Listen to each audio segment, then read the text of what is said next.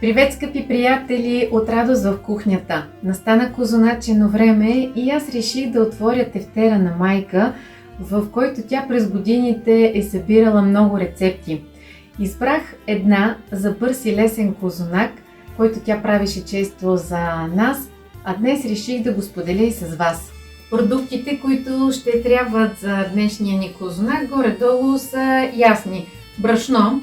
Обикновено аз ползвам на златно зранце, защото последно време ми харесва резултата с него. Яйца, прясно мляко, захар, малко сол, масло, мая съм си приготвила жива, ванилийка, малко лимонче ще настържим. Най-вероятно ще сложа и малко портокалче, ще настържа към цялото това нещо, но за да не пропусна някои от съставките, цялата рецепта ще я оставя в описанието под видеото. А вие не забравяйте да харесате това видео, като сложите едно палче нагоре. Ударете камбанката, абонирайте се за моя канал и да започваме да смесваме всичко това. Имаме 50 грама жива мая. Към нея добавям 2 лъжици захар и я разбивам. Препоръчвам ви да използвате жива мая за козунаците, но ако нямате и суха мая ще свърши работа.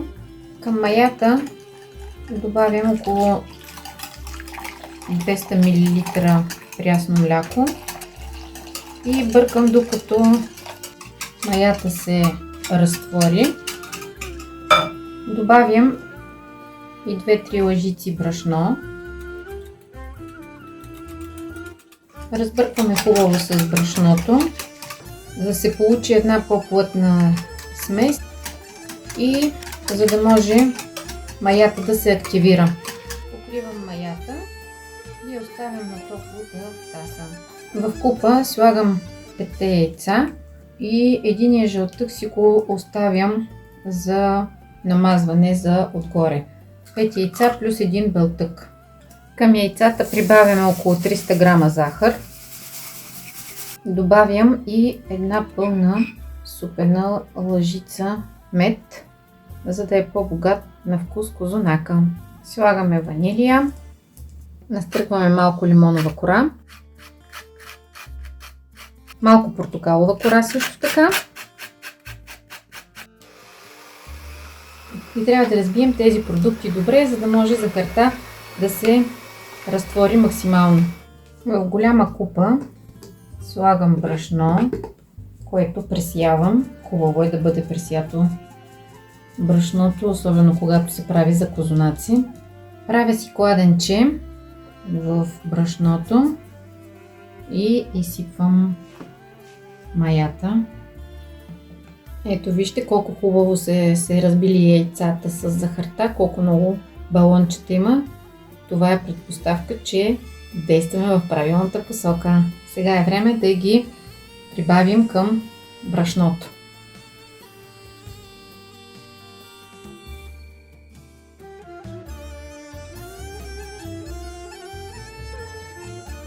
Към тестото прибавям 50 мл мазнина от общо 200. Скъпи приятели, забравих да кажа, че маслото трябва да е разтопено, но не трябва да е горещо, за да не пресече яйцата. Бъркаме с дървена лъжица. Слагаме допълнително брашно, докато тестото ни се сгъсти. Все още е редичко. Така с тази дървена лъжица си спестявам от самото месене, което е неизбежно после и на ръка. Усещат се вече ароматите на лимон, портокал, ванилия. Тези прекрасни аромати се носят из моята радостна кухня. Тестото ми започна да се сгъстява и ще трябва да фърля тази лъжица и да започна да бъркам и да меся с ръката.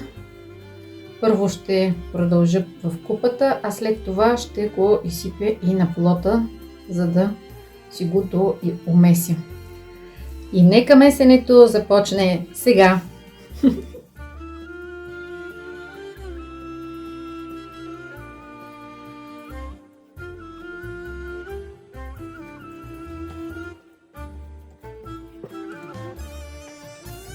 Супер става тестото. Не трябва да е много твърдо. Вижте как всичко се отлепи от стените и пое. Тестото стана просто чудесно. Време е да прехвърлим тестото. Слагаме отдолу на плота брашно. Не е много, просто за да не залепне тестото. И от купата го слагаме на плота. Така хубаво трябва да го размесим.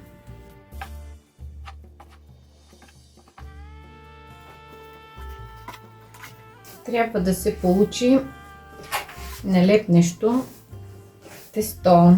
Затова продължаваме да месим.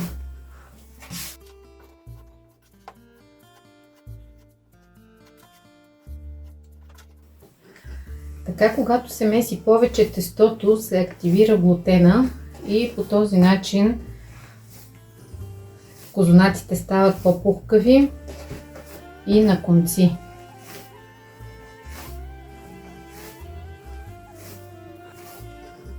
Почти сме готови.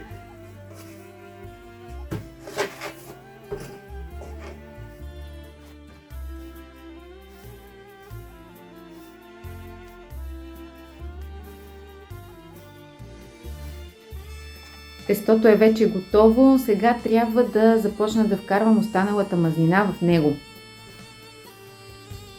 Ето, чудесно е. Ето вижте, стегнато, пружинира. Много хубаво тесто се получи. А сега пристъпваме към същинската част. Истинското месене. Това е, което трябва да му се вкара мазнината на тестото, за да може то да стане хубаво, меко и на конци. Аз съм си приготвила 50 мл слънчогледово.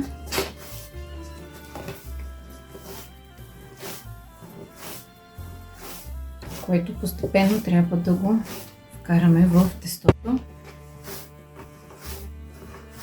В рецептата на мама е записано 200 грама масло, аз обаче реших да разтопя 100 грама масло и прибавя 50 мл разтопена мас и слънчогледово олио също 50 мл.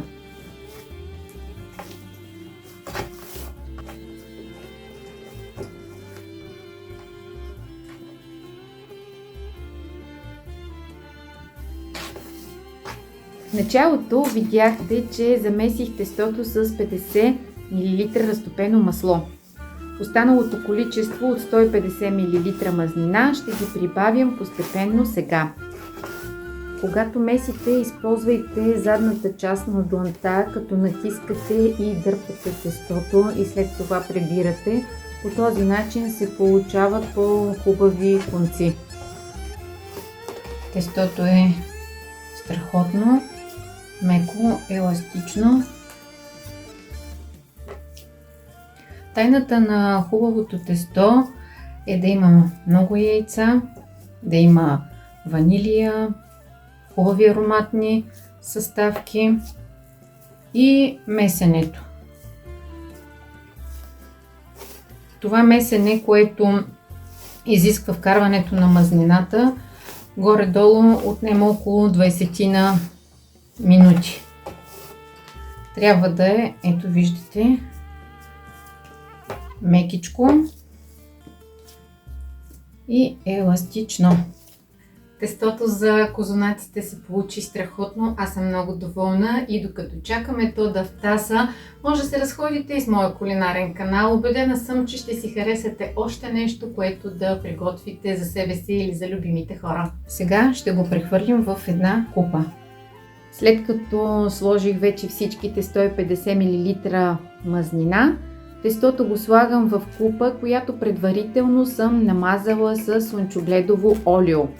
След това покривам с прозрачно фолио, слагам кърпа отгоре върху фолиото и оставям купата на стайна температура около 22-3 градуса, за да втаса тестото.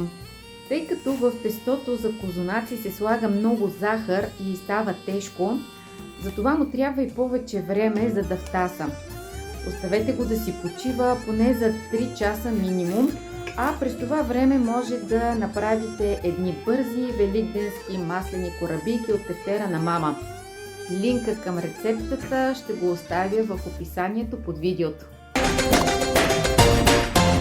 Моето тесто е вече готово, удвоило е обема си почти 2 пъти. Трябва да се внимава да не превтаса тестото, защото на него ще му се наложи още веднъж да втасва, след като се оплетат самите козунаци. Сега идва следващата част, където трябва да се постараем все пак този празничен хляб да изглежда добре и да го направим в красива форма. Добре е втасало.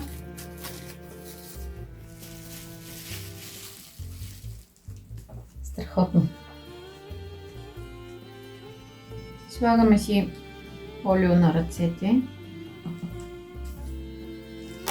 за да можем да го извадим.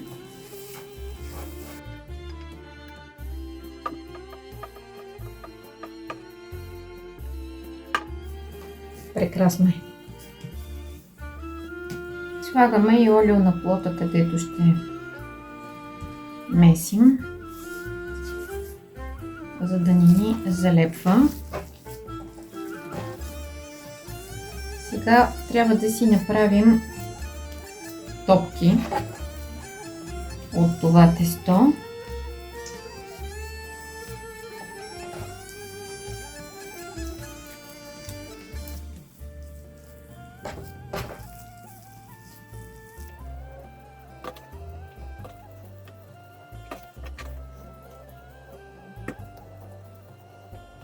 Разделяме общо това тесто на 9 топки и ето така на ръка разточваме, за да не изгоним въздуха, който се е събрал, ако разточваме с точилка.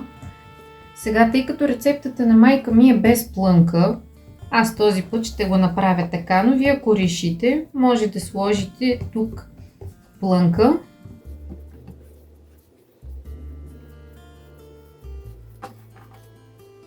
И ето така, за да не се отваря.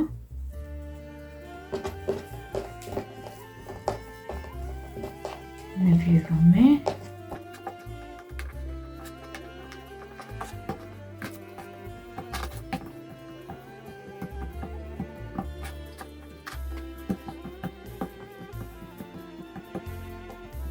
Ето така на правоъгълник разточваме лекичко.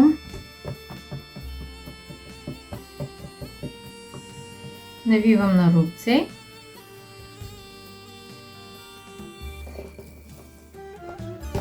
И по същия начин, за да не се развива, го щипвам. Така. Отново усуквам.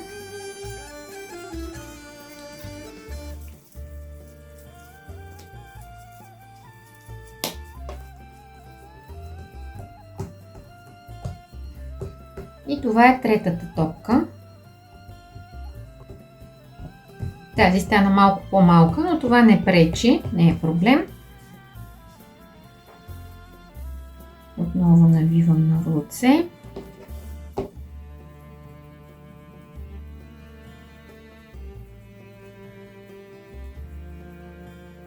Този може да го сплетем на плитка.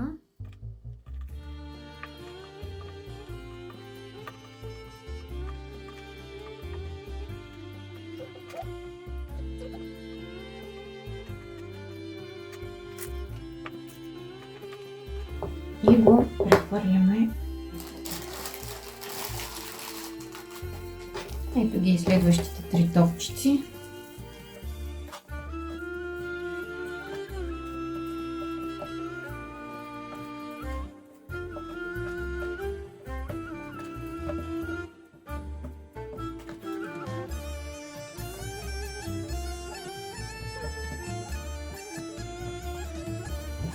Как се опъва само.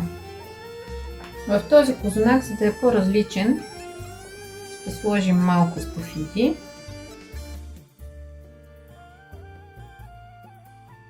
Навиваме.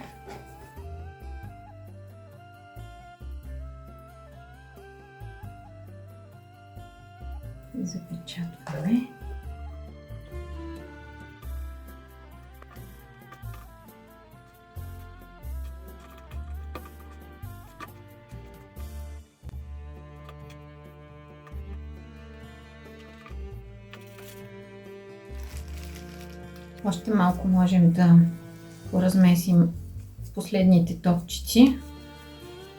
А ако вие имате идеи за друг тип плетки и форма как да изглежда козунака, може да го направите. Ето и нашите последни 3 топчици. От тестото, което замесих днес, направих 3 козуначета. Сега е време те отново да втасат преди да ги сложим в фурната да се пекат. Козуначетата втасаха, време е да ги украсим. Искам само да направя едно уточнение, че всъщност по рецепта трябваше да разделя тестото на 6 топки, а аз го разделих на 9. Затова и козуначетата се получиха малко по-малки, но и аз така предпочитах, защото са по-лесни за консумация и по-бавно ще изсъхват, когато се нарежат или разчупят. Време е такива наши. Хубаво навсякъде. Хубаво е да предвидите повече време за правенето на козунаци, защото те искат доста време да втасат. Хубаво е да предвидите един ден, да имате свободно време, за да се отдадете на тези ритуални, вкусни великденски хлябове. Ето ги, готови са нашите козуначета и е време да влизат в фурната. Печем в предварително загрята фурна някъде около 35-40 минути. Зависи всеки от вас каква фурна разполага и не трябва да е много силна, около 180 градуса.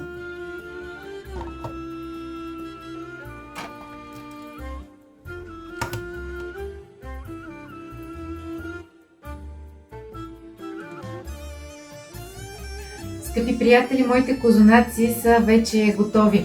Виждате, че процеса на втасване тече и докато се пекат, изпълнили са формичките. Ще се радвам да пишете в коментари как са се получили вашите козунаци, а защо не да качите и снимки. Не забравяйте, че всичко приготвено с усмивка, радост и много любов е най-хубавото. Довиждане!